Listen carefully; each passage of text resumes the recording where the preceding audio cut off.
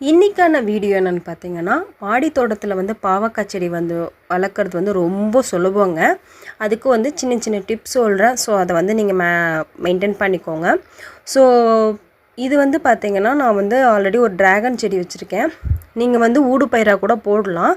நான் வந்து இது ஆல்ரெடி எங்கள் அம்மா சீட்ஸ் போட்டாங்க. அதுக்கப்புறம் தான் நான் ட்ராகன் நட்டு வச்சேன். ஸோ அதனால் நான் என்ன பண்ணேன்னா, பாவக்காய் செடியில் கீழே இருக்கிற இலைகளை கட் பண்ணி விட்டுட்டேன். எதுக்குன்னு பார்த்தீங்கன்னா, பாவக்காய் செடியில் ஈஸியாக வந்து கம்பளி பூச்சி தாக்குதல் வரும். ஸோ அதனால் இலைகளை வந்து துளிராக இருக்கிற இலைகளை மட்டும் விட்டுட்டு கீழே இருக்க பெரிய இலைகளை வந்து கட் பண்ணி விட்டுருங்க. அண்ட் இதுக்கு வந்து கொடியை மட்டும் கட்டி வச்சிட்டிங்கன்னா சூப்பராக படர்ந்து போயிடும் உங்களுக்கு.